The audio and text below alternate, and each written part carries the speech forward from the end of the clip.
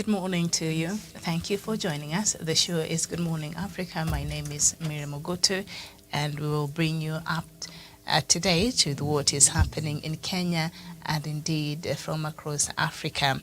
I'll start by taking us through the headlines of the leading newspapers in Kenya. The Star newspaper, the main headline: All-out war, Raila Ruto 35 final rallies, DP will hold 21 major campaign stops, while the Azimio candidate will hold 14 big rallies.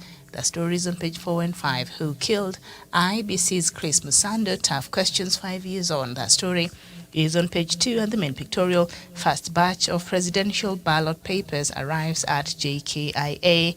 That is the main pictorial there on the front page of the Star newspaper. Newborn raises hopes in efforts to save bongos. That is the endangered antelopes. That story is on page 10. Council no show as students, staff welcome VC Wainaina. New KU Council members led by Crispus Kiamba were a no-show to receive ousted Vice-Chancellor Paul Wainaina after the Labour Court reinstated him. Only board members, students and staff were present, and he's quoted as saying, "I am the KU Vice-Chancellor and I'm happy to be back to continue from where I left." That is the admission of first years. That story is on page 7, and of course the election countdown continues with today standing at just 11 days to go. The Standard newspaper, the main headline: Raila wants answers on extra IEBC forms. Azimio leader demands urgent talks with Commission on the printing of alleged 2 sets of Form 34A and State Form 34B, which he says is pending. That story is on page 7. DP unmasked, 90 minutes of tough debate. UDA candidate was heard pressed to explain his role while in government and why he is the man to count on after August 9th. The story is on page 8.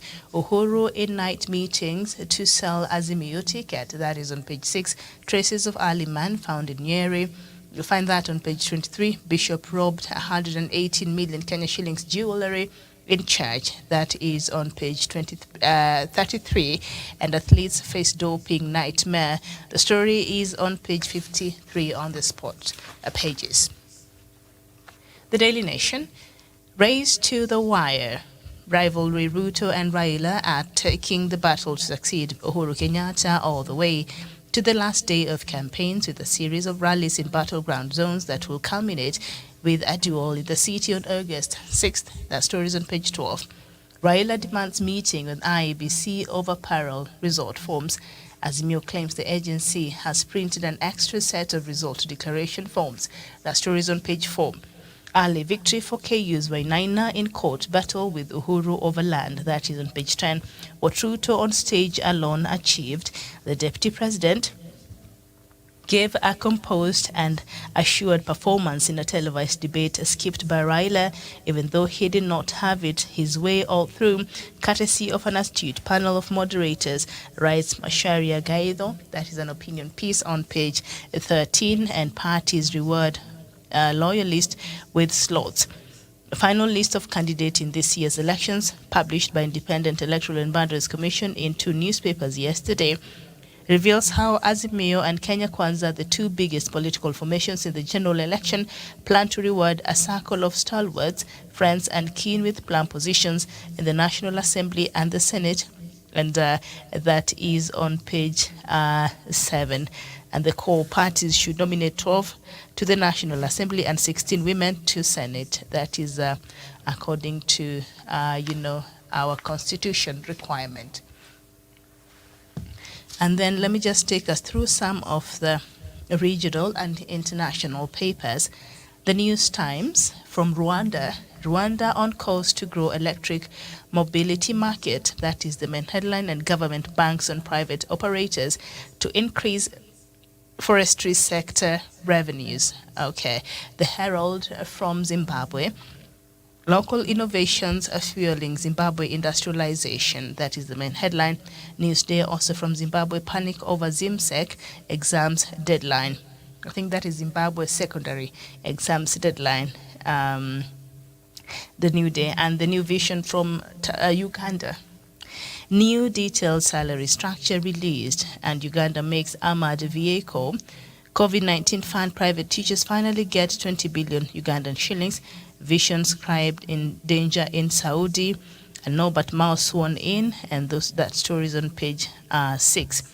The Daily Monitor, still from Uganda. Scientists in new salary bonanza. That is the main headline. We will catch killers of police, says President Museveni. The Guardian from Nigeria. Insecurity, senators chant Buhari must go. It's a bit too late for that now. Okay. But that is the main headline. He has a couple of months before Nigerians go to the elections next year in February. So I don't know if him leaving now will make any difference, but I guess that is for Nigerians to decide. The Nation, the main headline, Senate in stormy session over renewed attacks by bandits. And I was watching another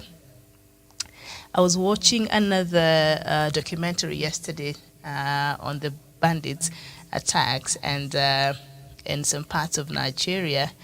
I tell you, it's a whole criminal enterprise that is also a lot of factors that has made this to become what it is today. And of course, the state of Nigeria failing to do its part, and that is to try to even fight this bandit. So it's a whole new industry there. And Boko Haram is also another threat, the other side. But it was very interesting. The bandits of, I think, Zamfara state. I was watching that yesterday. The Citizen, parents, stationary pain as prices soar. That is from Tanzania. The Daily News, also from Tanzania, boost for agri-sector. Prime Minister puts conflict instigators on notice. That is also from Tanzania. And The Guardian from the UK. Unions issue general strike threat as rail crisis grow. The Daily Telegraph, also from the UK, accidental nuclear war with China, a growing risk. And that is what we have in some of the papers from Africa, and just a couple of them from the United Kingdom. Thank you so much for watching. You're now up to date. I am joined this morning by Samuel Tawish from Nairobi, a journalist and our in-house analyst. Samuel Tawish, a very good morning to you. A very good morning indeed to you, Miriam Ogutu, from our head office. Good morning to my fellow correspondent and, of course, our viewers watching this program in Kenya, Africa, and the rest of the world. My pleasure to join you on this program. Good morning, Miriam. All right, good morning. And we're also joined by Gladwell Kiragu, also from Nairobi, and a journalist and our analyst here on the show, and a correspondent of President Uhuru Kenyatta's legacy. Gladwell Kiragu, a very good morning to you. A very good morning to Miriam. Good morning to my fellow panelists. Good morning to our viewers. Coming live from Kiambu County. Oh, today you're in Kiambu County. You're such a nomad. I don't know. You one time, lucky you. You can be at home. The next day you're in the city. I think you're lucky because it's quite near. Thank you for joining us this morning. And we are also joined by Kiptanui Savania from Nakuru. Kiptanui, good morning to you.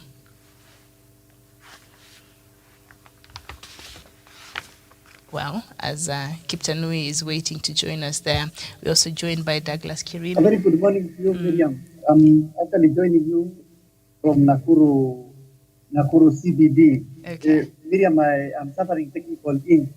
I don't know whether you can hear me. Yes, I can hear you, but I'll come to you in just a bit. I'll come to you in just a bit. Let me just bring in Douglas first, just to check if he's there. Yes, yes. And I'm coming back to you, Kiptanui, because I need to get an update from you. Douglas Kirimi, a very good morning to you. A very good morning to you, Miriam, and also to Kiptanui Savania, Lesisana Tawish, and also Gradwell Kelago, and to our friends across the world and our crew at our headquarters. Good morning, good afternoon, and good evening, depending on where they're watching us from. And thank you for having me on the show, Media. All right, nice to have all of you. So, Kiptanui, as I said, I want you to start us off with the update. We know yesterday President Uhuru Kenyatta was in Nakuru, and there's an interesting video that is making waves. I think we've lost Kiptanui. He's not there. I wanted him to give me an update. Oh, he's there now. An update of President Uhuru Kenyatta's visit yesterday, and some lady in the audience shouted, I love you. And President Uhuru Kenyatta responded, I love you back. And it was such a very interesting moment, looking at President blush up there. But I don't know what else happened yesterday. Could you bring us up to date with President Uhuru Kenyatta's visit yesterday he was in Naivasha, I think, and also Nakuru. Can you tell us more?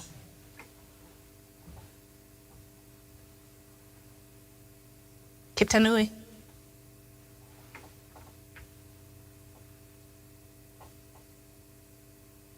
Kiptanui, can you hear me? Thank you very much, Miriam.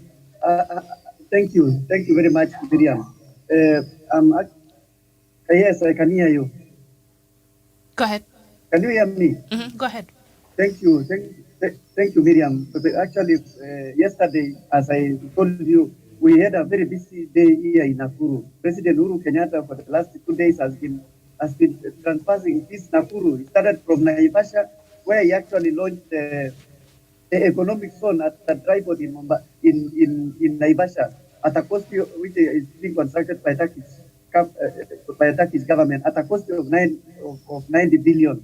Miriam, yesterday also we had a very good opportunity with him. He was around in this town commissioning Nakuru station.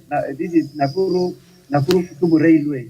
Miriam, a long time before this is actually rehabilitated railway line from here up to Kisumu. Long time, Miriam, before the railway was, long time when the railway was working, many people are employed. We had staff who are working in railways, but we thank Uhuru Kenyatta for having thought of actually rehabilitating this. It has already created a lot of employment. The people are very happy, Miriam.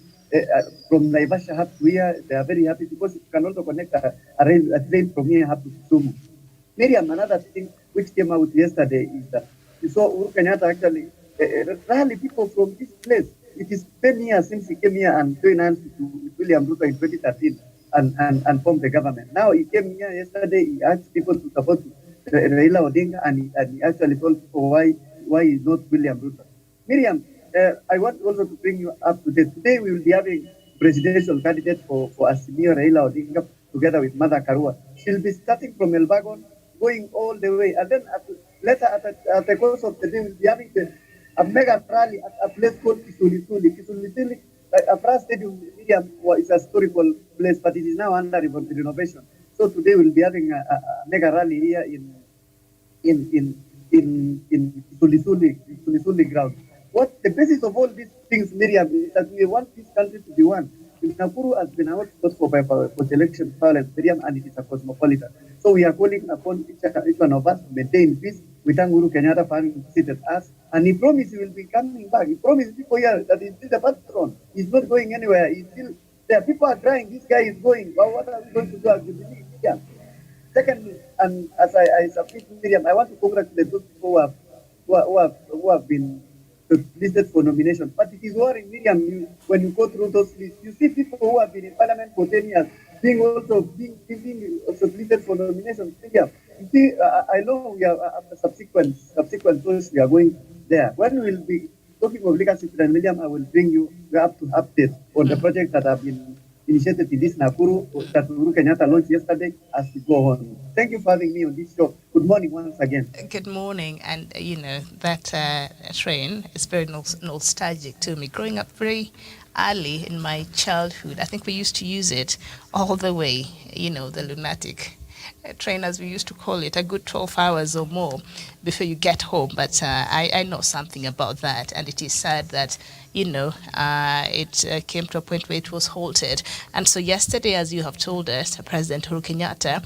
commissioned the revitalized 217 kilometers Nakuru-Kisumu meter gauge railway MGR and the 465 kilometer Longonot-Malaba segment, as well as the refurbished Nakuru railway station.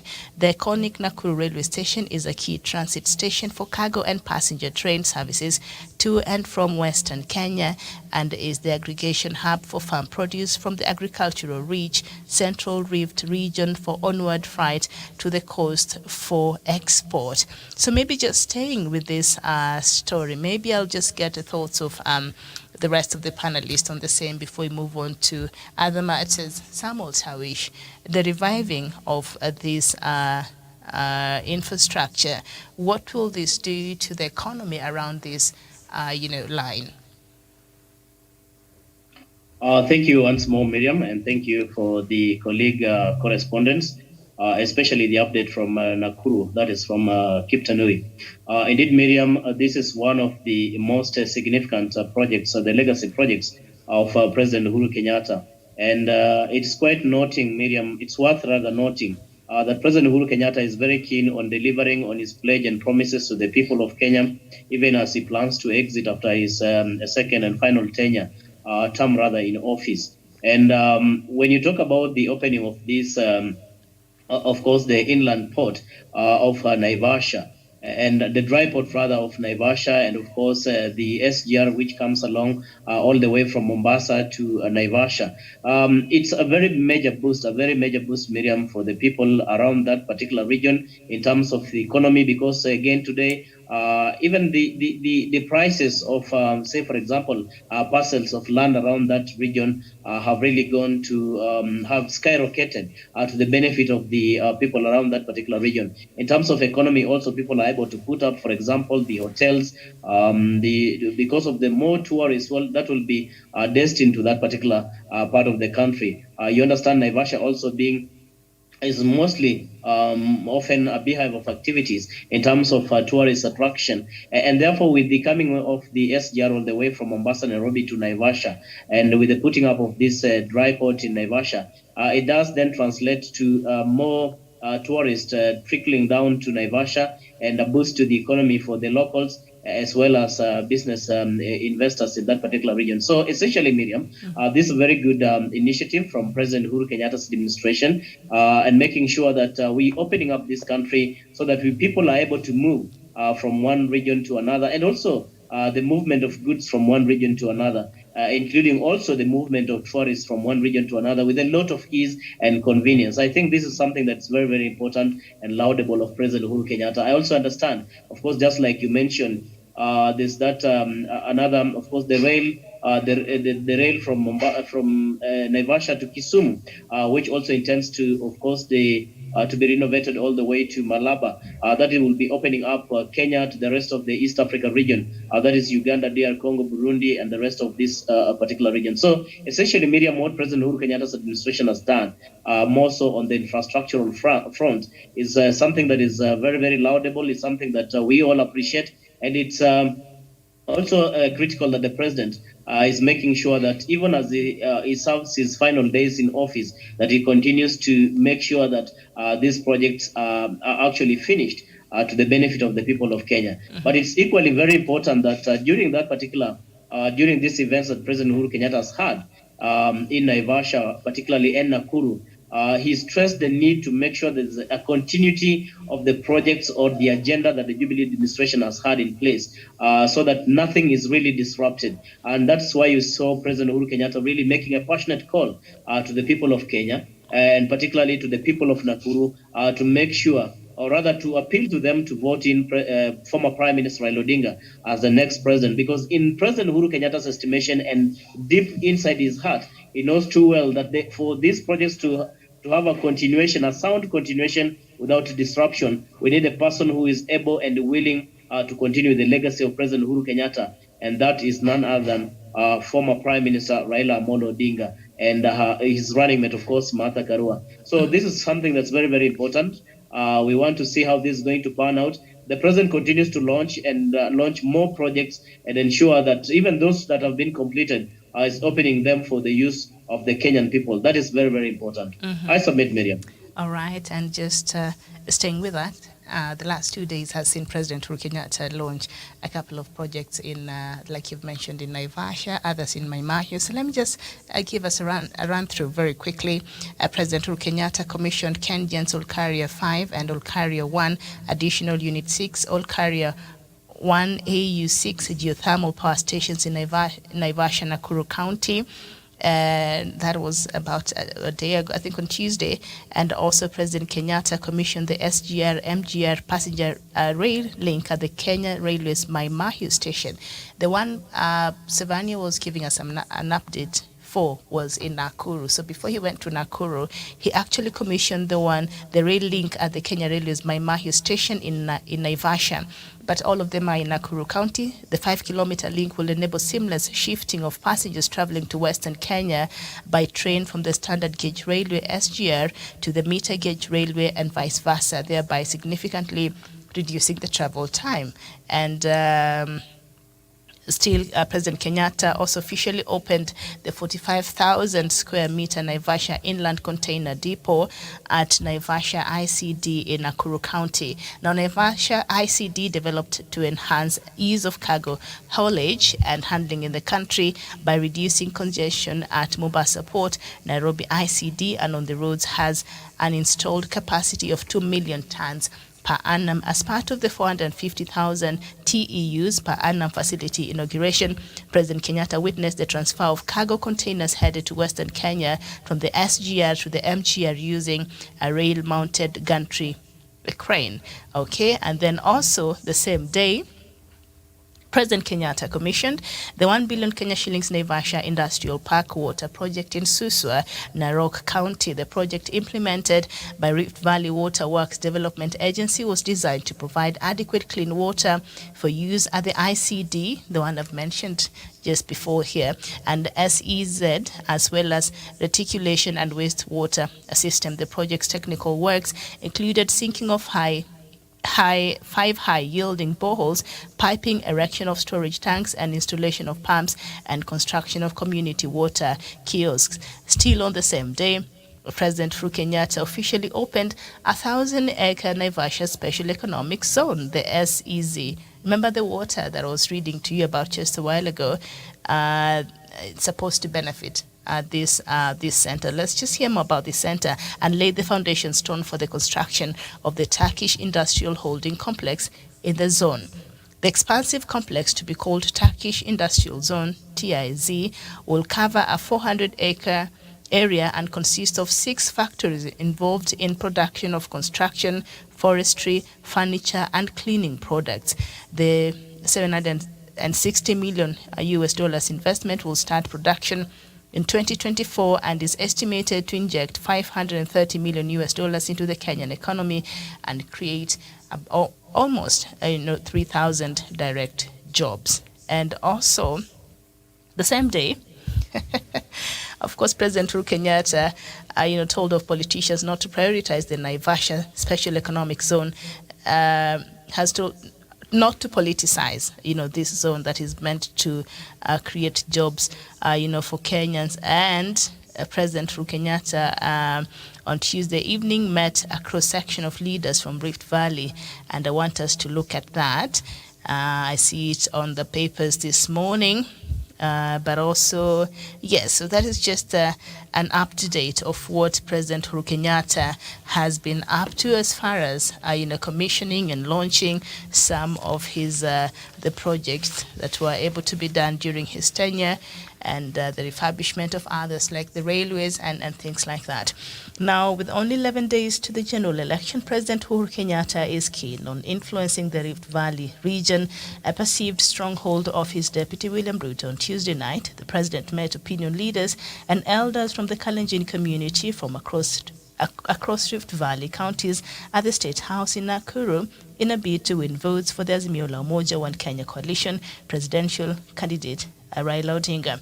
Yesterday evening, he met a group of representatives from the Kikuyu community at his Gisheha farm in Rongai in Nakuru County. Only the invited guests were allowed into the meetings, which came after Uhuru addressed crowds in Mai Mahiu and Nakuru County. So President Uhuru Kenyatta had a meeting with some Rift Valley leaders, and of course, according to the story, he was trying to drum support for Raila Odinga. And we know much part of the Rift Valley is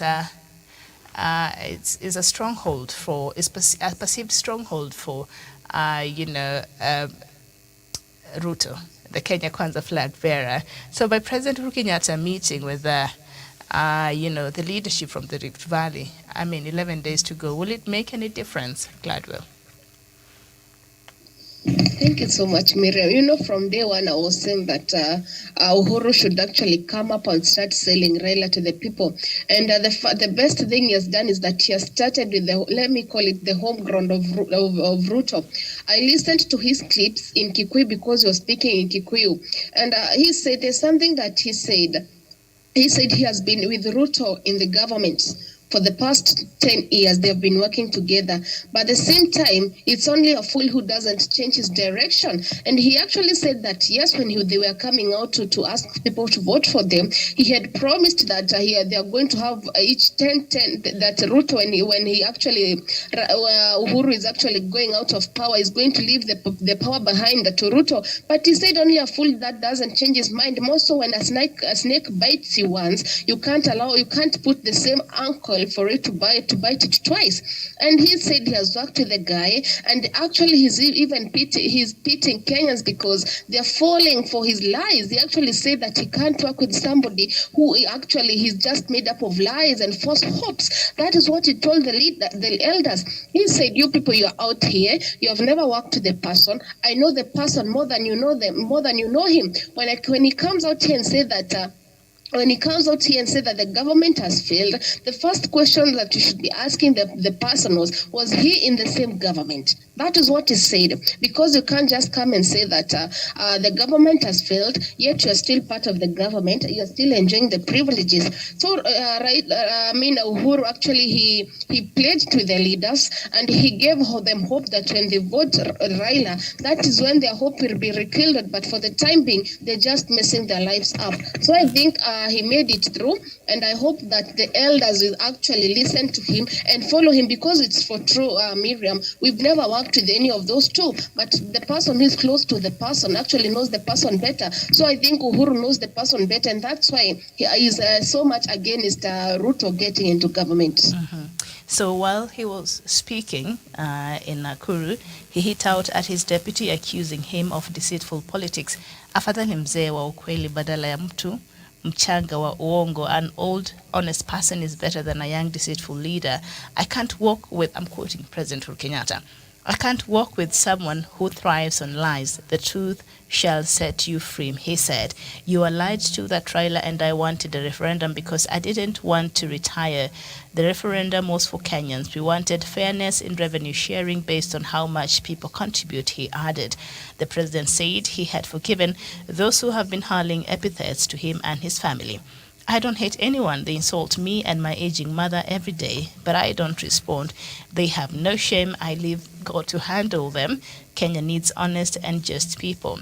I don't know if you could just tie to that, Douglas Kirimi, with that explosive interview that Raphael Tuju had with Chief Koinange on Citizen a day ago, and some of the revelations that he made. And I think one outstanding allegation was that Ruto was paid, President Kenyatta paid him to support him in tunes of billions of Kenyan shillings.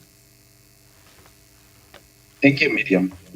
I would start with the charm offensives that the president has taken to Nakuru County. Remember, when the president, the first president of the Republic of Kenya, President Jomo Kenyatta, won, when he was coming together with the Right Honorable, with former President Moi, when they were coming together, they went to Nakuru. And also when Moi would also agree with his political nemesis, they would also meet in Nakuru, whether it's a state road or any meeting. It has political significance, and why Nakuru is a politically viable place for president to also completely disentangle with his deputy, and also decampaign him from Nakuru County. When President Uhuru Kenyatta and the deputy president came together in 2012, they came together in Afra Stadium in Nakuru, the very same spot where politicians have also shaped destinies, and also where destinies have been destroyed. When President Jomo Kenyatta or President Moi would want a politician finished completely politically or build your political career, they would take you to Nakuru, either through Kimani Keeka, the former tribal leader of Kikuyu people, and some constituencies in Nakuru, including Joro and Nakuru town and all the places, and Nakuru West and Laikipia West and all that.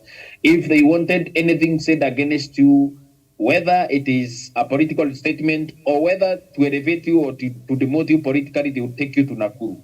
I don't know the kind of political significance it holds, but the president also went to Nakuru with something that I found very interesting, Miriam, that so many projects and also the president was very elaborate, and also he was explaining a lot of things that are going to happen to Nakuru after he commissioned those projects there. When he commissioned the power project that was funded by his government, the president said that now industries that would not be able to get power would now get enough power to sustain their industries, and thus creating jobs for the people. When he commissioned the Turkish project, he said now the Turkish project can be able to inject new jobs into our economy, and also the very significant water projects that he launched, and also the communities, the Maasai community, the Kikuyu communities, and other communities living in Nakuru County were asking the president to also now come out and also make sure the water reaches Susua, water reaches some parts of Naivasha and other places, Miriam. So the issue of job security for the people of Nakuru County and surrounding areas was addressed, and also significant issue of water tackled, industries tackled. And on the same note, the president also gave his mind on the political direction that the people would take. I have heard you ask if it will have any significance 10 days or 9 days to elections. Miriam, I believe, from my perspective, that the President of the Republic of Kenya wields a lot of power. That's why the Deputy President is still beseeching him. After dismissing him in 1 minute, the second minute he's begging him, please, Your Excellency, leave me alone. And in other instances, Deputy President William Ruto says that he is not even in the race with the Right Honorable Raila Odinga. He is in the race with the President of the Republic of Kenya. And also knowing who President Uhuru Kenyatta is politically, I believe William Ruto knows that truly this election is not a own age election or an election between me and the Right Honorable Raila Odinga and Wajakoya and Waiga Mohaure. He knows very well that at the end of the day, this election is about him and a president that has been in power for 10 years, and a man who is also known to be a very strong political mobilizer, and a man whose word gets into the hearts of the people, especially the Kikuyu folks, Miriam. I've told people before, even my relatives who are Kikuyu, I've told them before that if President Uhuru Kenyatta speaks to the Kikuyu community, he does not speak to them the way he speaks to other communities. When he speaks to them, he speaks to the soul of the Kikuyu nation. When he speaks to them, he speaks to the fulcrum that holds together the Kikuyu nation, which is unity, which is development, and which is also he speaks to them as their son and also as their leader. Kikuyus have no any other leader. And when President Uhuru Kenyatta hosts people, I saw him host my friend Stephen Tarus and also Franklin Bett, the former minister for roads. And when these encouraging leaders would converge at the State House, I knew that in one way or the other, the significance of William Ruto's vote has also reduced by some percentage in the Kikuyu land, and also especially the encouraging land. And I believe also the president is sending a lot of signals to other communities. People are taking clues and also taking use from him. And also they are going now to demonstrate to William Ruto truly that they follow the president of the Republic of Kenya. I have said before that the president of the Republic of Kenya may have failed in so many things, but his convincing power, that his influence and charisma still gets into the nerves of the people of Kenya. That the people of Kenya would still listen to the president of the Republic of Kenya when he tells you that the Right Honorable Raila Odinga is the right candidate and William Ruto is the wrong choice for the people of Kenya. And why would people not believe the president when he is in Mombasa? He says the same thing and all over the country. But William Ruto, when he is in Mombasa, he calls President Uhuru Kenyatta a bad manager, a man that took away their port and took it to Naivasha. When he is in Naivasha, he tells them, we brought you the SGR here to create jobs for you. But when William Ruto is also in the political podiums and other places, William Ruto would take the microphone and say that this government has failed the people of Kenya. On 10th, after I win, I'm going to also rescue them from the shackles of President Uhuru Kenyatta. But on the other hand, William Ruto is also using the same shackles of doom that, as he calls them, to continue campaigning for himself and also write to the people of Kenya and especially Mount Kenya, where William Ruto has built a forte for himself, saying, we've connected you with roads, we've connected with electricity, we've built the schools, technical institutions, and all that. But when the push comes to the shove and he has to deny the president, he says that when the handshake happened, bad things happened in this country. The president was bewitched by the Right Honorable Raila Odinga. I could not do anything. I don't perform anything. I just take my salary, misuse it, taking coffee in Karen, and I have nothing to do. Please give me a job. But when he's in some other place in central Kenya, you tell the people, please, I helped President Uhuru Kenyatta become president. And Miriam, I've always asked myself, I cannot help you look for a job if I don't have one. You can only give what you have. President Uhuru Kenyatta was not made president by the Right Honorable by William Ruto. If William Ruto had the capacity to make President Uhuru Kenyatta president, he would have made himself president for 10 years. Now he would be campaigning for Uhuru, saying that I don't know how you know about, I don't know much you know about Uhuru, but vote for him.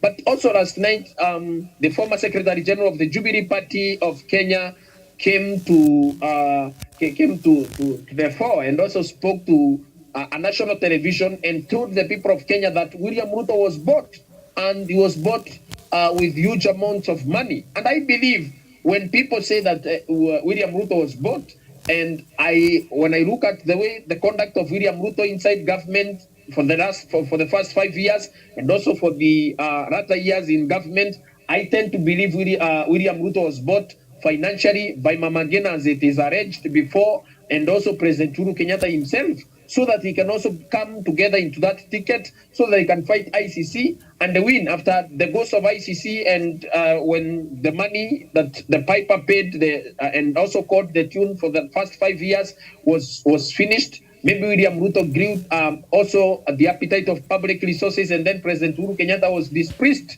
by the person that they had bought before. I believe William Ruto was bought according to Raphael Tuju, because the conduct of William Ruto, he does not respect the president, he does not respect the presidency, where the president of the Republic of Kenya is the head of state and government. He does not respect even the government that gave him a job when the ICC was hanging on his neck. He does not even respect the man that paid for his judges at ICC and helped him remove the yoke of ICC from his neck. I believe, Miriam, that at the end of the day, we have a person that is staring at a presidential ballot in the next 10 days, a person that has no morals, a person that is going to be bought tomorrow or any other day. He can be president and be bought, and then he can abdicate his presidential seat and run away home with the money, Miriam.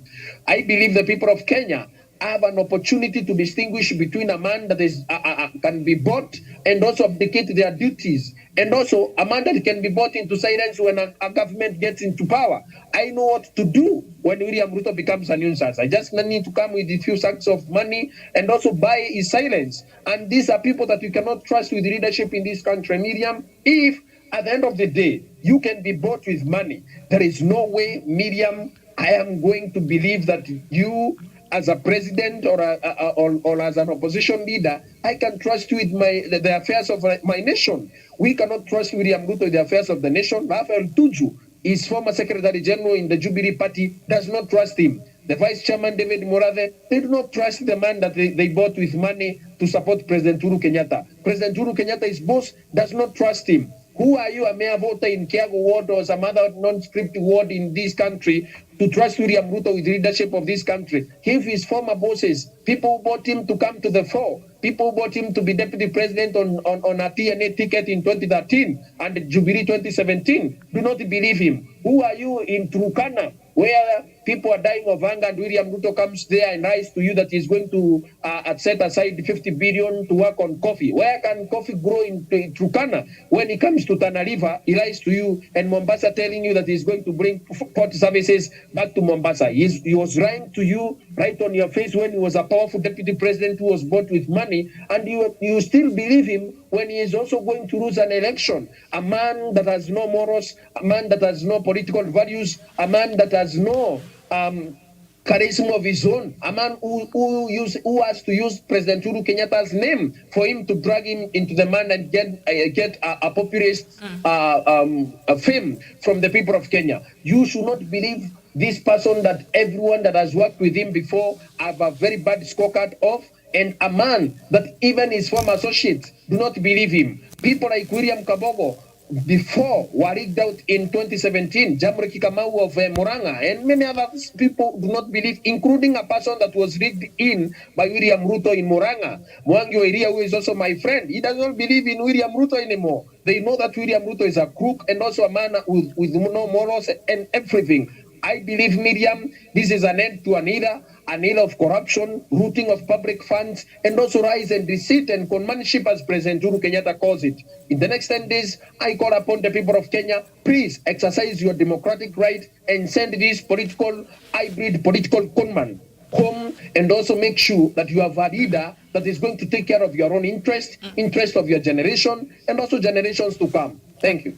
Okay. And all right.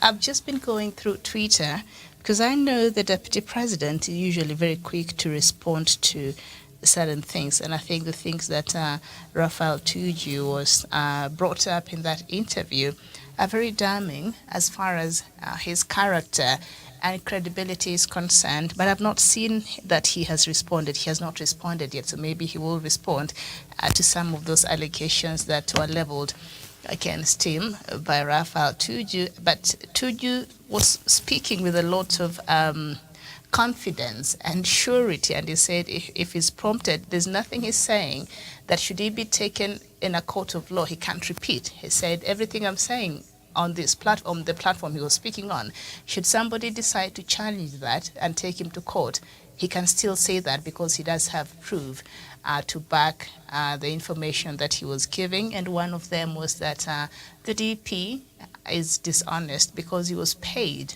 to support President Uhuru Kenyatta, and there's no chance in hell Ruto would have supported Kenyatta if he wasn't given the amount of money that he was given in terms of billions. With information like this, even will it make any difference as far as voting is concerned, or at this point, Savania, Kenyans have already decided who they're going to vote for anyways? Very true, Miriam. I'm sorry for technical glitch. I actually suffered. Here back. Thank you very much. I took it from when my brother Douglas was speaking, and I want to add into Miriam. It was so. I was just watch, and it was a confirmation of what our people in Kalenjin have been telling us, that William Ruto was given 28 billion to auction us. And you know, Miriam, and I want to be on record also. Miriam, before we joined hands with DNA, you remember we had come from a very tough election tolerance. We had not even healed. So William Ruto called a meeting at Kenyatta, at a place called Laborious Place, and asked people, Kalenjin asking William Ruto, why are you taking us to Kikuyu? And if you are fighting equally, we've not even healed.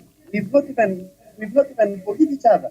William Ruto said, no, I am taking you there so that we move together. You know, we have one problem with these people. In case for us to coexist, we need to join hands and forgive each other. And because the ISIS, remember we went even to an extent of going to a bush at Kitororo Forest to pay for this. But you know, Alfred, Miriam, there is a confirmation yesterday, it spread along the college. Alfred in 2014 confessed when he followed William Ruto that William Ruto was given money to join hands with Uhuru Kenyatta. And people trust him. And when Alfred asked the reason why he did that, SGR has been inflated. That was not the real amount. It was William Ruto came out asking, calling him broker. See, Miriam, I'm not surprised. I'm not surprised actually to know that William Ruto can sell a romance. He can even action this country. Miriam says during at early stages when William Ruto was coming to politics, when Chesire was the MP for Eldoret North, Miriam, elders there they say this gentleman is not a leader. He's a businessman. He can auction, he can do everything. But Miriam, let me appreciate what Uhuru Kenyatta did. I picked from where Douglas from Meru was saying that some challenges were actually called to set out to stop. Miriam, one of the person who was there, a friend of mine, narrated to me this story that Franklin Bell and other people who were Kalenjin kingpins, when Miriam took over in 2013, it didn't want even them to meet Uhuru Kenyatta. When they see appointment, they squashed appointment. Joshua Kutun took these elders one time to Uhuru Kenyatta, and he was slapped. Joshua Kutun was slapped by William Ruto because and asked him, who told you to bring these people? They are supposed to pass through me. So Miriam, there are a community that are suffered from 2013 on hands of William Ruto Kalenjin. Miriam, NCCD went. You remember the confirmation what Rafael said yesterday, apart from William Ruto being given monetary money. You see, 50% of the government was for William Ruto. And you remember, let me come one. Felix Koske was Minister for Agriculture. Miriam, what happened? William Ruto used him. He was sacked because of corruption. He went. David Kitchiri, you remember? David Kitchiri was also a CS, but he was sacked. He went. Nakatolewa. Henry Rotich also. You see? So all 80% of all these people, Miriam, even Mwangi Kuju who came to agriculture, most of these people were William Ruto's fan boys. William Ruto looting they were looting on behalf of William, and they suffered a lot. Some of them are even almost in jail. So Miriam, you asked a very good question. After revelations that our brother from Rarieta, Rafael Tutu, said yesterday, Rafael Tutu is a man of integrity. He's man that is being respected. Remember, these are architects. These are the people who made to believe to be what it is. We trust this. Whatever he said yesterday took another center stage. William, you know why? William Ruto has been campaigning, saying, asking our community to rally behind me because this guy chased me out of the government. Rally behind me because this guy promised us 50-50. Miriam, you know, most of the challenges who have been incited against the community in this town, Nakuru, because they were asking these people, if you are not going to vote for us, in Pan Forest, I received a phone call from my brother who happens to live in Pan Forest called Mang. He told me yesterday, somebody also, who the same guy, Miriam, who sees cabbages were ilikatwa. Mahindi zake tena ilikatwa. So these people in Pan Forest are now today in this television, Miriam, there is a lot of tension. People are feeling a lot of fear because if you cannot vote for us with Kawanana and Nyanyi, why? It is because there was this analogy that William Ruto cheated us that Uhuru Kenyatta 10 years, maybe 10 years. Now, yesterday when Rafael said, we knew, now it has come to people now that this gentleman was auctioned us. This guy actually a user, and he took money. So we are in a deni na medium. There is no debt of 10 years. Let us wake up early in the morning on 9 and send this gentleman to Nigeria. So to answer your question is that people have come to realize now that this guy who was telling us then kumi yangu, this guy did not honor these promises. He was actually null and void. That is why Miriam, the guy cannot come out and deny. He cannot deny. Evidence. Mm-hmm. Thank you. Okay, that's why I've checked through Twitter. I've not seen the DP respond to some of these allegations, but according to Raphael Tuju, that prize was paid, and that was paid in full. Okay, as we wait for Doc there, Doc, are you able to speak? Yes. Go ahead. Good morning. Good morning, Miriam. Good morning, all of you. Douglas Kirimi from Meru, Graduate Kiragu from Mobile Unit in Kiambu, and Kipnai Senevia from Nakuru, my man, yourself. Thank you very much. Good morning, Miriam, from the General Headquarters in Nairobi. This is Dr. David Matanga of Africa Headquarters, somewhere in Africa.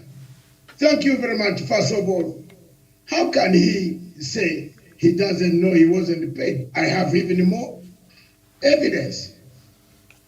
I have one of the worst evidence. Ruto will not come out to say he wasn't paid. Okay, imagine that is not there. What about the legal fees for ICC? Who paid the legal fees? Did you know who paid the legal fees? It's Uhuru Kenyatta's family. They paid the legal fees for Mr. Ruto. Ruto, you remember Ruto told the court that he had no property and he had taken all his property across to Uganda. And therefore, he had no property, he was a vagabond, and he would have been put on the pro bono of the court, like Arab Sang was on pro bono of the court. And when he was told that he should live in a bed and breakfast in The Hague while he is attending the cases, this is when he jumped out. And then His Excellency, the President of the Republic of Kenya and the family paid all the legal fees. Miriam, if I can tell you, millions of dollars that were paid for that case. And Ruto was paid. Nobody discriminated him. It is very sad that it pains. It is good that Tuju has come out, and most of us will come out in the subsequent TV appearances nationwide, and we shall tell the truth. He cannot say he did not have money to pay for his legal fees.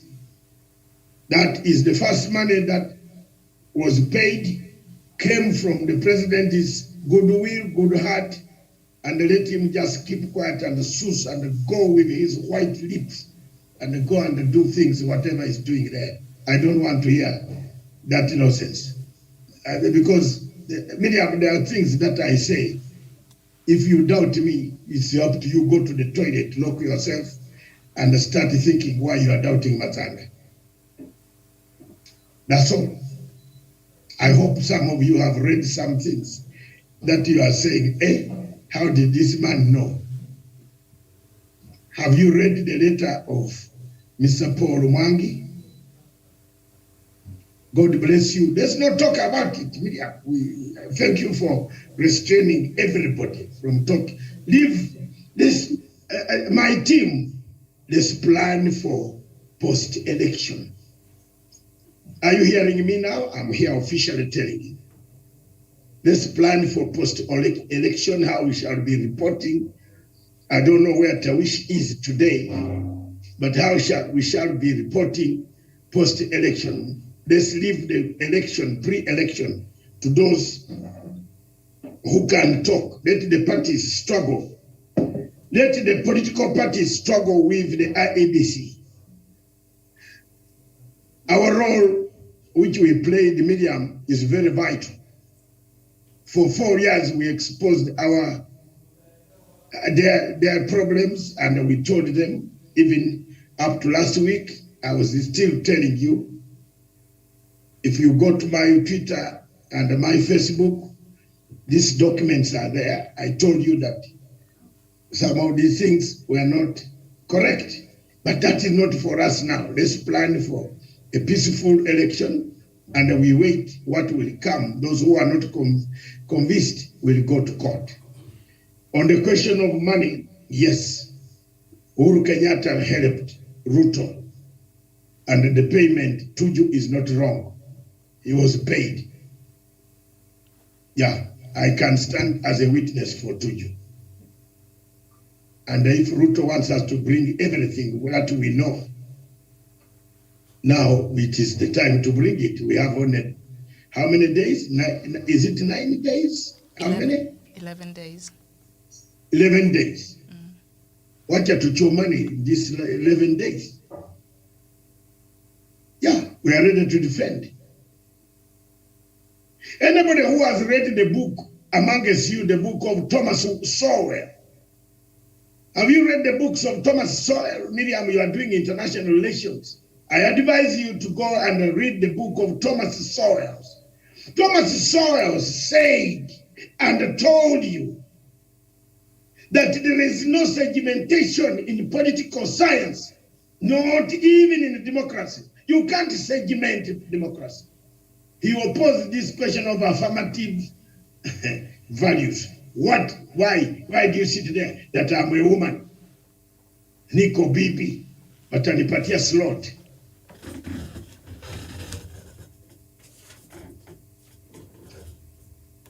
Niko bibi, watanipatia slot. If you look at those books of the American author, you definitely will find the writing is on the wall.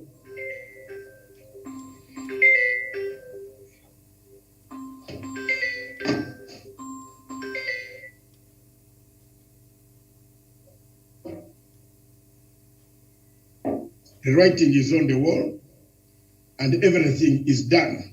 So I advise you to go and read that book of Thomas Sowell. You will see what he said and what he did not say about affirmative action. That's why this TV has to bring out. And we said, I told you that there was no need of Wachikoya and the former prime minister to appear in a TV, which is already, you can't fight a thief who has stolen and then come back and say you are all right. It's impossible. It's better you fight another day or you fight it alone, like today in Jericho. Anybody can fire Raila the questions that they want him to answer the deputy. That is the best strategy that we have done. So thank you very much, viewers. I don't know what had happened to Miriam, but there we are. So thank you very much. That is the contribution I can make this morning. And then I don't know whether you have. As you are aware, we are not.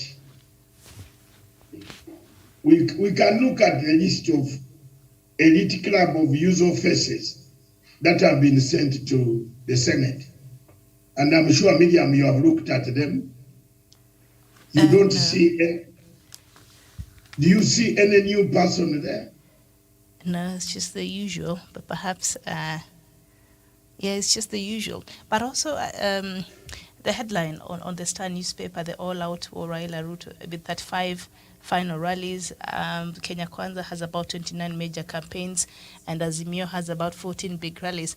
I don't know what it is they can do now differently in these last rallies, that perhaps they can be able to convince the Kenyans who are undecided. Is there anything any of them can do differently now to convince Kenyans? I've published and I've stuck on my ground. Everybody is coming to my ground. It's 53% plus 2 minus 2. Raila will be around there. If he gets 57, we go with it and all jump the streets of Nairobi.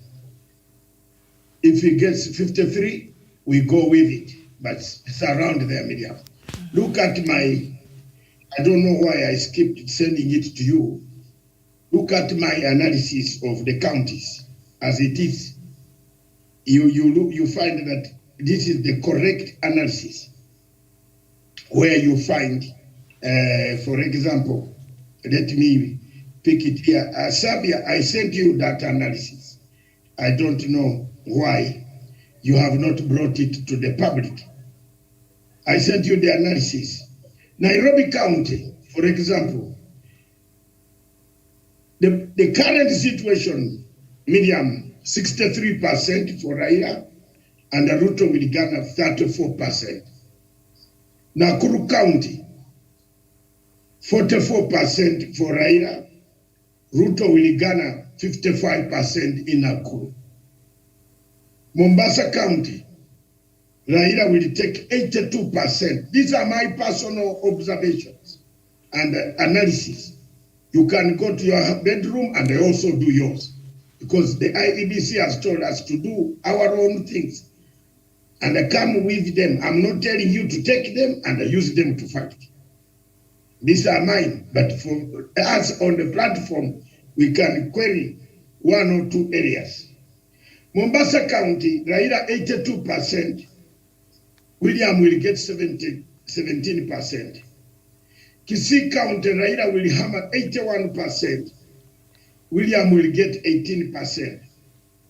The wave in Nyamira will be worse, 74% to 26%. Kakamega, Raila will get 61% of the total vote.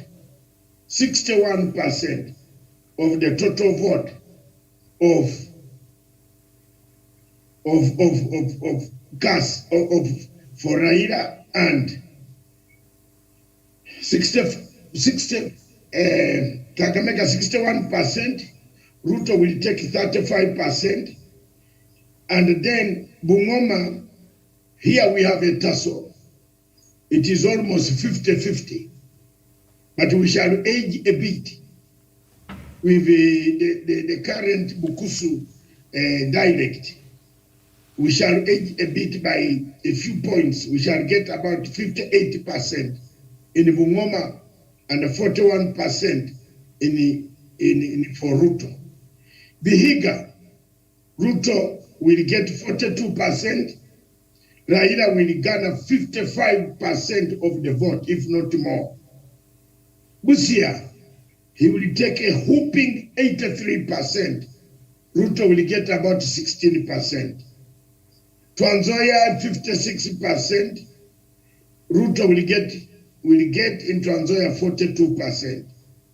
Kiambu, our target is 40%, which is 39%. Ruto, people in Kiambu, still where Gladwell is coming from, there is still a very big wave of Moses Kuria and the groups, and the confusion created by Wamatangi and Governor Kabogo. You still have 60% might go on the side of Ruto in Kiambu. In Murang'a, Ruto still leads with 68%, and Raila will get 31%. In Kirinyaga, it will be flat out to 50-50. But it could rise for Ruto, for Raila in Murang'a by a few votes. In Nyeri, we shall come to 38%. There's still a lot of opposition in those strongholds, and Ruto will get 61%. In Nyandarua, where Mr. Kimemia is, Ruto could, Laikipia, Ruto and Uhuru and Ruto will garner 56%, and Raila will get 44%. Kajiado, Raila will get 57%, Ruto will get 42%. Narok, Raila will win in Narok with a landslide of 67% to Ruto 32%. Samburu, Raila will clock 76% of the vote compared to Ruto 23%. Turkana, it will be an edge nail-biting exercise of 51% to Ruto 49%. West Pokot, it again will be not nail-biting. It will be 41% for Raila and 59% for for Mr. Ruto. In Kilifi, Mungaro and a group, under the confusion Ruto has caused there, Raila will get 69% and Ruto will get 31%. In Taita Taveta, 74% for Raila, Ruto 26%. Tana River, 86% Raila, Ruto 17%. Kitui, 94% will be Raila. Ruto will get 6% in Kitui. Isiolo, 59%. Keep these figures, then when we meet, we can discuss them as we go on to find out who else and what has happened. And I am still, this situation ran out of hand, Miriam. I don't know whether they have given it to you now. You could help to read, but I am here again. Tana River, 86%, Ruto 14%, the rest goes to other people. Kwale, 65% Raila, and Ruto 35%. Lamu, 58%, and Ruto 41%. Mandela, 77% to 25% for Ruto, 77 Raila. Wanjiru, 74%, and then Ruto 26%. And Bomet, Baringo, Raila will trail where Moi comes from, will trail Ruto, will get 23% to 77%. I don't know why Gideon Moi has not been very active. And it is very embarrassing. I don't know. It's very, very, very embarrassing, surely. And then there's a county I've left. Meru. Mr. Douglas Kirimi. Good morning in Meru. Good morning, sir. 44% for Raila, and the Ruto will get 52%. There is something there, but the governor will be Kiraitu Murungi. That one is for sure. But we still have some things. I think you know the problems around there, why the percentage has not pulled back in the way it has. You will tell us after this. Then we have Embu. We have Embu. Embu, Raila will get 36% and the Ruto will get 63%. There is still a problem there because of the speaker, and the governor will be Kivutu and not the others.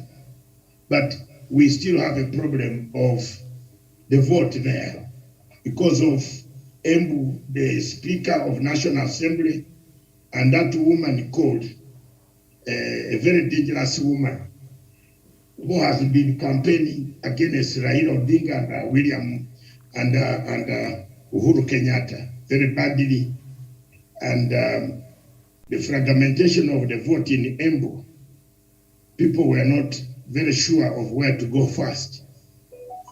Then we come back to Makueni, 87%. My man whom I begged and cried to come is going to deliver this thing very nicely. Wiper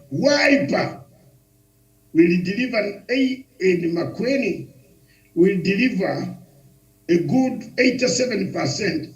Ruto will get 13%. Isiolo, Raila will get 59%. Ruto will get 41%. Mandela, Raila will get 77%. Ruto will get 25%. Wanjiru 74%, Ruto will get 26%. We have repeated again. Elgeyo Marakwet, Raila will get 9% and Ruto will get 91%. Let's be prepared for that. In Nandi, Raila will get 11% and Ruto will get 89%. Kericho, Raila will get 17% and Ruto will get 83%. Bomet, Raila will get 90% and Ruto will get 91%. Siaya, Raila will get 99% of the vote in Siaya and Ruto will garner about 1% there if he's lucky.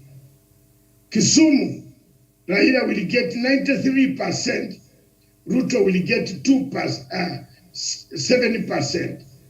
Homa Bay, Raila will get 98%, Ruto will get 2%. Migori, Raila will get 82% and Ruto will get 18%.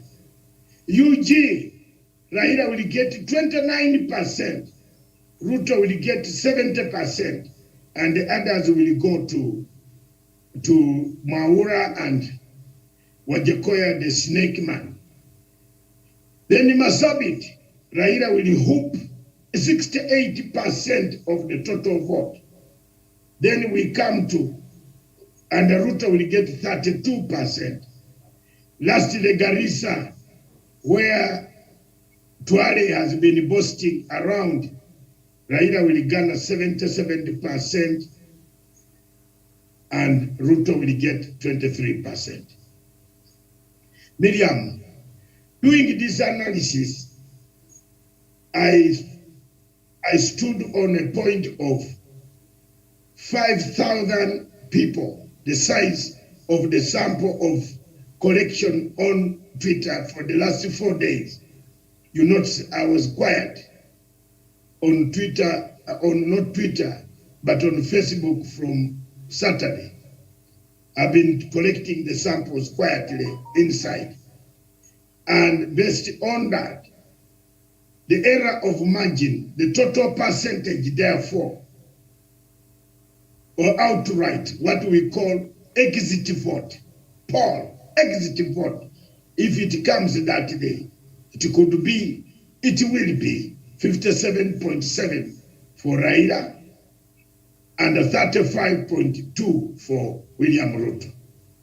Wajakoya and Mwaura will get 8.1%, and the margin of error is plus or minus 1.9, which is 2%. Size of sample is 5,000 people.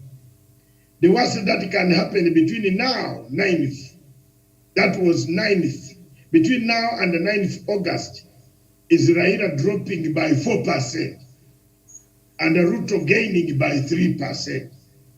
The election is practically over, but not yet over until we get the weather and ask God to give us time for people to come out in huge numbers and vote. Raila, therefore, stands a very good chance of winning this election if we call upon all the people in these areas that he has not performed very well, especially Kiambu, for President Uhuru Kenyatta to visit Kiambu and call the people of Kiambu together. The vote will come. I submit therefore, Miriam, if that is not what we call analysis, then you can go and call not Angel Gabriel, because Angel Gabriel is a good messenger who does not like Satan. Call another angel who can come and challenge me. God bless you. Thank you. That is up to you now, people, to pick what you think is right or where we might do better or wrong. Thank you. I submit. Very well. I don't know whether we end the show here, if at all anybody has anything else to add to that. Yeah. Do we end the show or we discuss the opinion polls? That's the direction I'm asking for. No, we go ahead with the, I mean, I came in to give you the Miriam, I came in to give you the figures. I thought it was one of the things that is needed in the news. So we can now, from this opinion poll, it is anybody on the panel can pick up what he thinks. Maybe Meru, we are slightly higher. What is the problem in Meru? Yes. Douglas?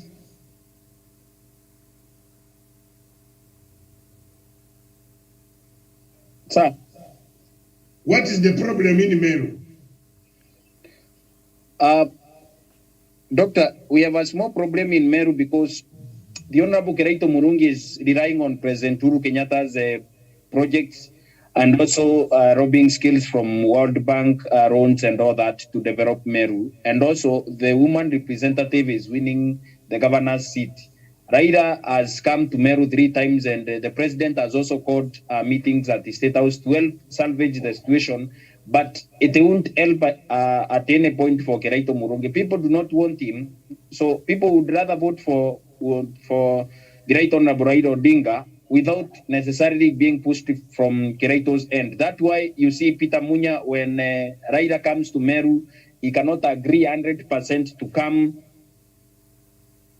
to the fore and also make sure that they vote for the honorable Keraito Murungi, but he would rather ask for people to vote for Kawira Mwangaza or the right honorable Raila Odinga. People have no problem with right honorable Raila Odinga. Remember, we started this opinion polls for the right honorable Raila Odinga when he was at about 7 to 10%, went to 20, 30, 40, and today I've heard from your own confession that he's at 44%. My belief is that in the next 10 days it will be at about 46 to 47%, because also the reason why you'd get there, Peter Munya is campaigning on his own, and also the woman representative is not even antagonizing anyone because she has a huge following than anyone here in Meru. The only person who has got a near fanatical following like the woman representative is the Honorable Peter Munya. And the Honorable Peter Munya, by resources and everything, is not supporting Keraito Murungi. So Keraito Murungi is causing a lot of havoc for the right honorable Raila Odinga, especially on the presidential vote, because anyone that attaches himself with Keraito Murungi as a good opportunity to lose their seats, especially even the ward representatives. They would rather have gone to other parties, and their regret is that association with Keraito Murungi in Meru is also bringing problems. Remember, Dr. David, he is the only person who is being booed and also being echoed in meetings. People for the first time in history are not echoing the right honorable Raila Odinga in meetings. They are not walking away from his own meetings. Even Keraito Murungi, after funding meetings, roadside meetings and all that, people are not getting that. And I'm sorry to report that for the past 6 months, I've been camping here in Meru Town and also other places in Meru Town. I've followed Keraito Murungi's campaign, and also I've followed the woman representatives Kawira Mwangaza campaign, and also Mideka Linturi's campaign. And I can tell you for sure, any association with Keraito Murungi is not bringing the right honorable Raila Odinga any support.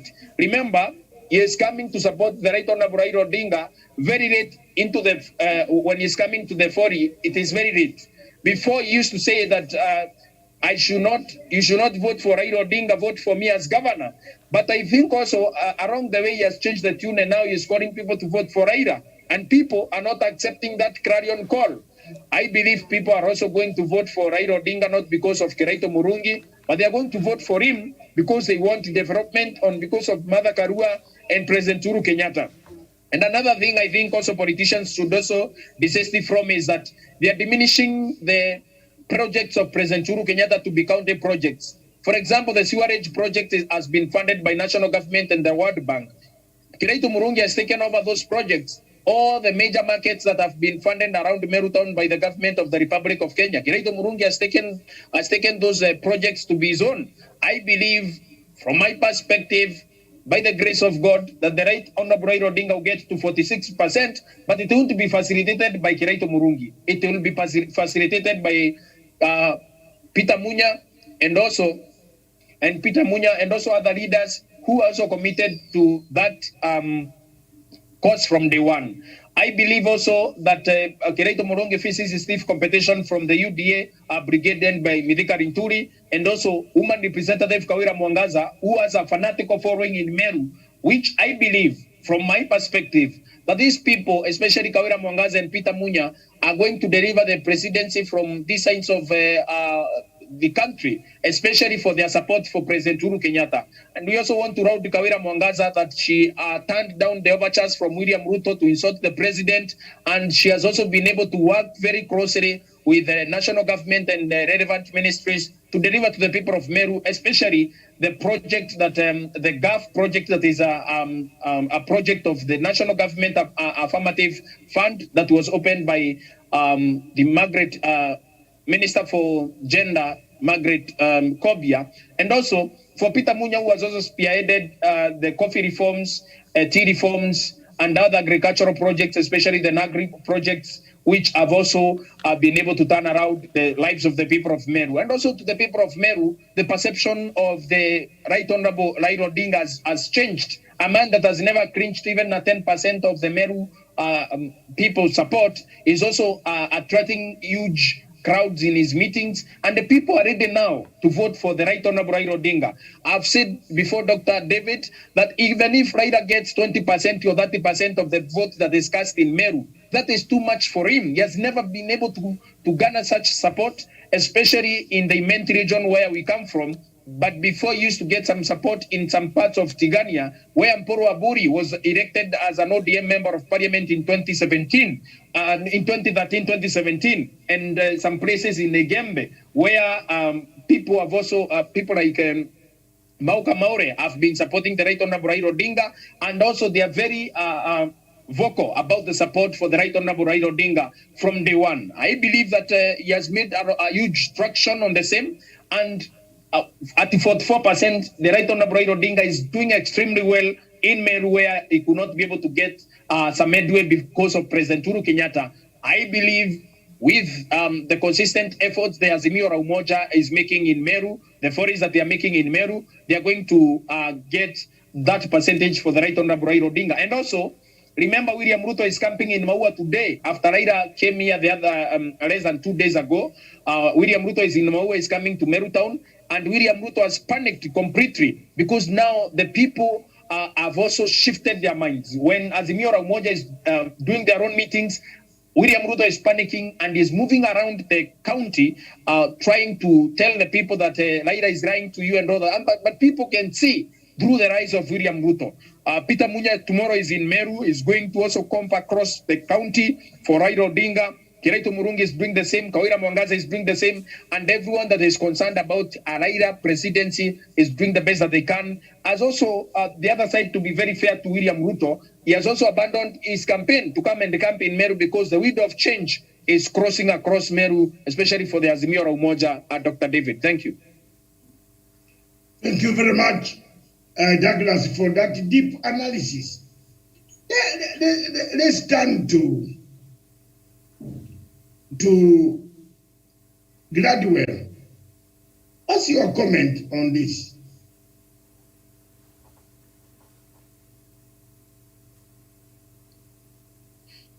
Gladwell, what's your comment?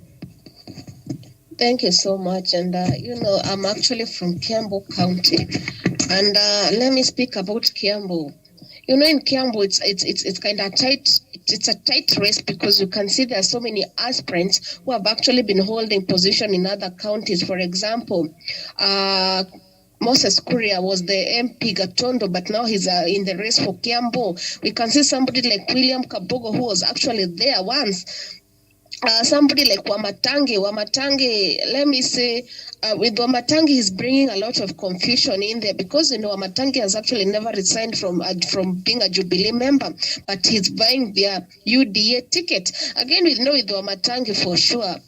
He always vanish when he gets the term and actually reappear when he's asking for the votes once again. So it's bringing in confusion. We got somebody like Wainaina Wajango, who is actually a man we underestimated, but he's actually carrying the ground, and we might be shocked that Wainaina Wajango might carry the day because the mobilization he has and the way he has actually also stormed into people's mind, it's also high. So in Kiambu, it's a little bit of confusion. We are not yet sure who is who. We can see like somebody like Moses Kuria with his burnt legs is always yapping here and there, and he has also managed to also grab 10% of the people in Kiambu. So the confusion and the race in Kiambu, it's hot. It's a hot seat. It's a hot bed at the moment. We are not sure of the outcomes.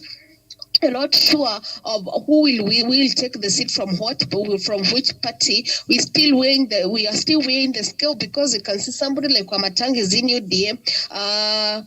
With somebody like William, with like Kabogo is with this party to Jibebe. We can see Chama cha Kazi, Moses Kuria, and Wainaina Jango, who is an independent candidate. So it's a hot seat, Doc. And as I've said, we are not sure who will carry the day. But as for the mobilization on the ground, Wainaina Wajango is a little bit high compared to the rest. But that is Wainaina Wajango is actually carrying the day in Juja and in Thika, in some parts of Thika. Then we can see somebody like, and also some parts of Riru. Somebody like Kabogo actually has completely like taken the Kiambu. Matangi also got some votes in some parts of the region in Kiambu County. So it's still confusing. We still don't know who. We still actually. But what people are saying that they don't care who they will vote as long as it's not a new DA person who gets the position. So that's what I'm saying with Wamatangi is also a little bit scared, because that's the people's. And then sorry to say that somebody like Kunyoro who is still in the position, the governor, but for sure Nyoro will actually go home. That's a guarantee. Nyoro won't get back the seat. So the tough race is between Kabogo, Kuria, and Wainaina Wajango. So we're still not yet sure who will take the DA submit. Okay, thank you very much. Xavier, thank you very, very much. That's why the percentage, the people sampled from there, Glad will indicate 39%. 39% will vote for Raila Amolo Odinga. The reasons that you have given are true on the ground. The confusion, if we map up that confusion and the president goes there, this is legit. This is legit. Like it or not, you can even laugh. You can laugh and do whatever you want to do. I do things that I've passed my exams. I'm not seeking exams anywhere. Or I'm not going to go before somebody to sit that I want to be educated. I'm a very proud guy. And I'm not needing exams, some examiner to examine me.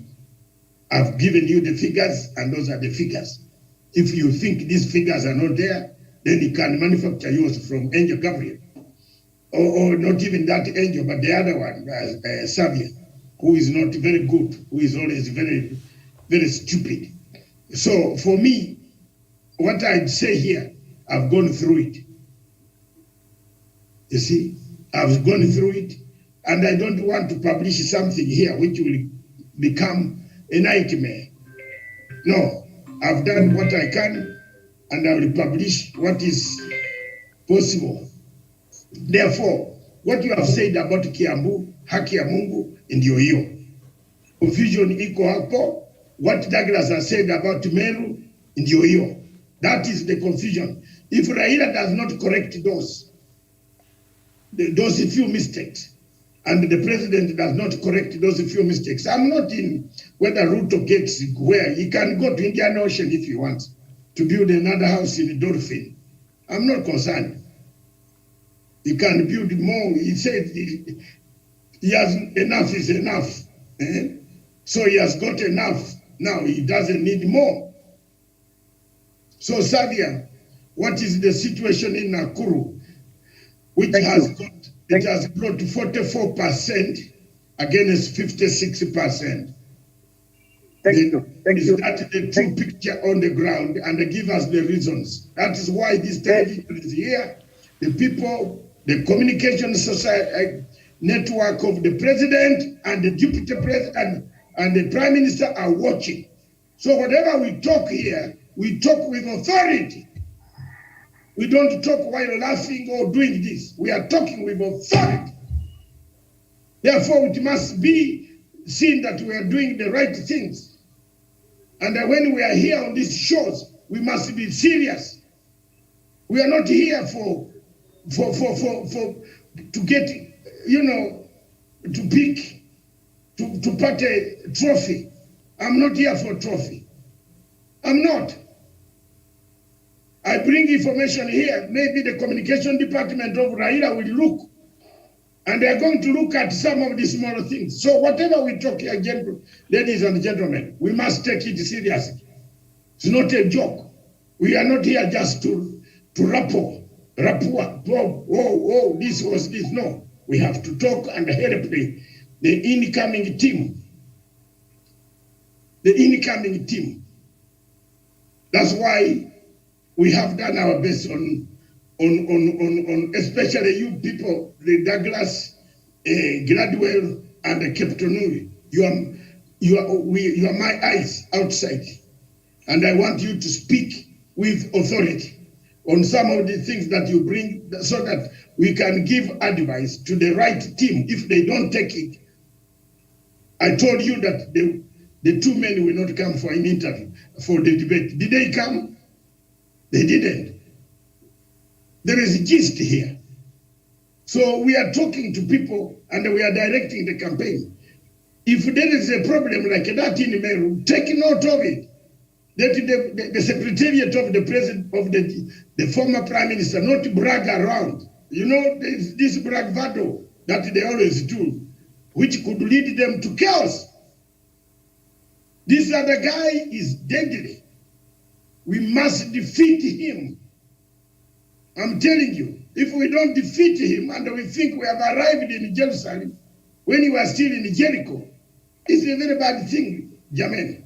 Thank you. Go ahead and analyze, and please give me the real feelings on the ground. Thank you, Dr. David. Congratulations for those analyses. We're actually at 44, 56. The way you've put these analyses are correct. I want to bring you this perspective here in Nakuru, Dr. David.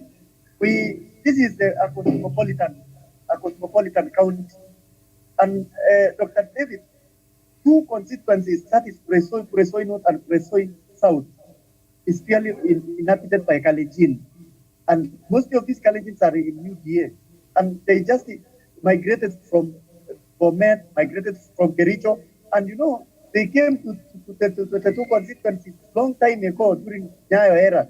They were given jungles of land. So most of the things which is affecting these people are title deeds. They don't have title deeds.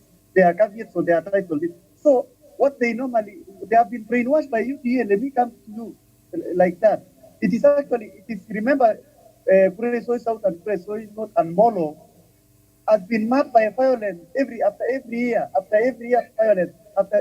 violence. Most of the people, Dr. David, who are living in those in Molo, Presoi North and Presoi South, of Kikuyu origin and Kizi, are no longer living in their farms. They live in Molo town. And most of them have even got out of those farms to Kiambu, and they have changed their voting pattern. They are no longer voting around here. Why? It's because of the fear of the constellation violence which recurs daily. Last time I was in Molo and I saw this television that people are still worried after they do their investments 4 years, after every 5 years they are not stability around here. Another factor which is coming out clearly, Dr. David, is that I want to congratulate the Asimio. Asimio actually have come. They have been here, and today they are around. They are here. They are here in this Nakuru, particularly for this almost 1 million votes. Dr. David, half of the votes of Nakuru County belong to Kalenjin origin. Why I have said Presoi North, Presoi South is inhabited by Kalenjin. They were a member of parliament. Cheboy has been there. Tanui has been, and also part of Rongai. Part of Rongai also is inhabited by Kalenjin. That is why Raymond Moi of Kanu is taking this seat. Now, what I want to say is that we still have time, and we still have time to improve. If we can be able to with the occurrence and with Uhuru Kenyatta stating in this yesterday and opening up these projects, Dr. David, I have confidence that we might be adding one. We might be having even adding another 1%. The team is around here, and I want to advise the team to, as they are campaigning, let us say it sincerely, as they are campaigning, let them involve many these people. And you see what came out, Dr. David, after the nomination, after the nomination, of which there was no nominations in Jubilee. There were a lot of fallout. Actually, there was a lot of fallout. People who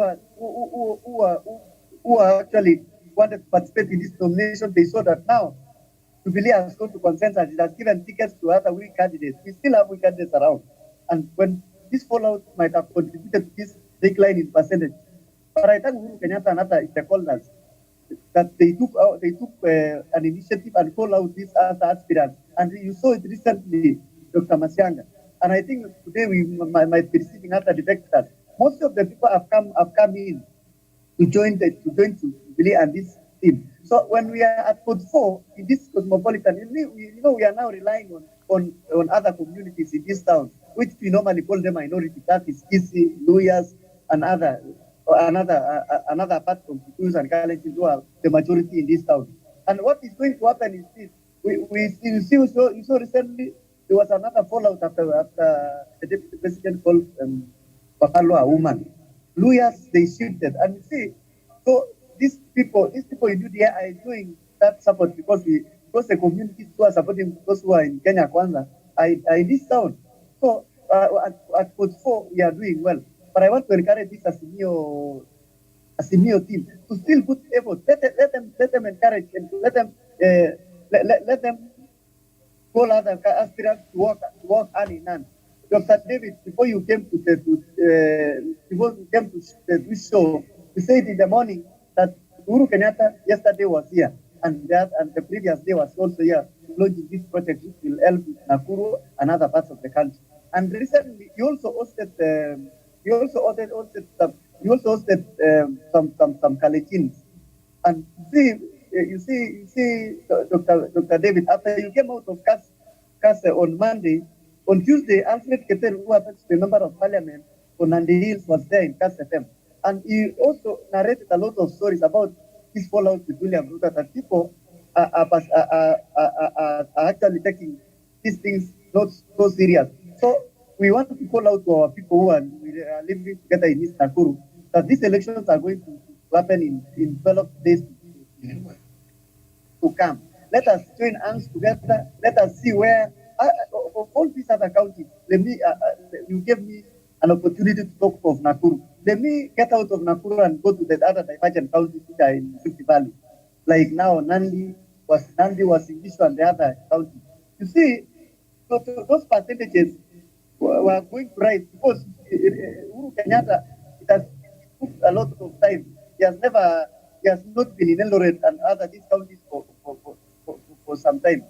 But he actually promised these people who attended this meeting recently in State Lodge here in Nakuru that he's going to launch those projects around there. He's going to move around.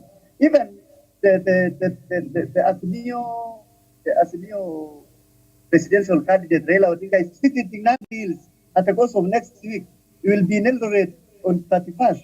So to consolidate and to bring up these people. So that is my take, Dr. Masianga.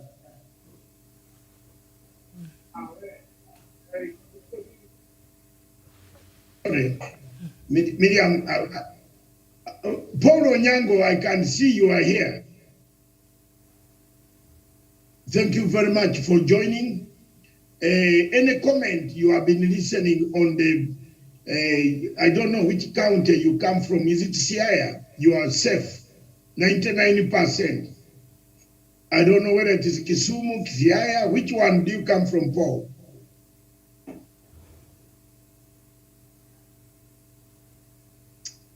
Okay, thank you very much. As far as elections are concerned, as far as the polls, the energy, the strength of the candidates, as you people have said already, Miriam and the panel, you have 35 rallies we have 11 days. Out of 11, we have 3 days. Actually, literally, we have 8 days. The 3 days will be for resting. We wish the candidate, Raila Amolo Odinga, good luck. Is the only hope of Africa, the only hope of Kenya, the only hope that we feel can deliver this country from the malaise of corruption that has been embedded in this situation of the Republic of Kenya. I therefore thank you all. Let's wait for the next topic on the top of the hour, of which we shall be talking, and I will make brief comments. We don't need to labor much. And thereafter, we shall see at 3 p.m. the Diaspora Dispatches by Miriam Ogutu, which will be focusing on many other issues like the elections of the Prime Minister in Britain, another selection of a Prime Minister, the Commonwealth Games in Birmingham, a great city. The temperatures are high. There will be an official opening of the Commonwealth this evening by Her Majesty or His Majesty, the Prince of Wales, together with other dignitaries who will represent the Queen, who is not feeling well, maybe, who is not capable, but will do it from a remote control from one of the palaces. So all the Commonwealth 54 countries are in Birmingham, and the shining light is on Kenya again. Let's see how we perform. Let's cheer up our Kenyan teams. Let's give them the strength, the capability, the courage, the engagement, the prayers that they deserve. This time there has not been any scandal of any of the athletes, of the participants left behind. None has been overbooked or beyond or refused the visa, because visa arrangements are made by, if you make a silly mistake in applying for a visa to say, are you a man or a woman? You say, I'm a man. When you come back and then you are a woman, you tick those boxes. You can change the course of your visa. So we want to thank everybody. We want to thank CS Amina Mohammed, who is in Birmingham right now. This morning, we saw her last night. They met the Secretary General of the Commonwealth, my friend Baroness Scotland. Thank you very much representing Kenya. And we hope Kenya will hold all the medals. The temperature there is so high. And everybody in the United Kingdom is sweating, except when they tell me the things that are very good, I feel like Miriam here has become a problem, a nightmare. I don't know where the cold comes towards the evening. It can go through your legs as if you have a problem with it. You know, I don't know how people who are in the mountains, like the one, Gladwell is not even telling me how she feels. Yesterday I had to call her late at night. She said the cold had gone through and she was disengaged completely. When you see the cold hitting you so hard, Savia, call another friend and start chatting. Drink coffee, cocoa, buy some coffee and drink. For you people who are light and small, coffee is very good for you. Some of us, coffee is not very good. It raises the temperature of the blood pulse. And I don't know why Douglas is sending this message to me. But Douglas, this is the way some of us live. We are bona fide bachelors all the time, throughout, and the cold disturbs us. It is between us and our generators. Gladwell, any comment? No.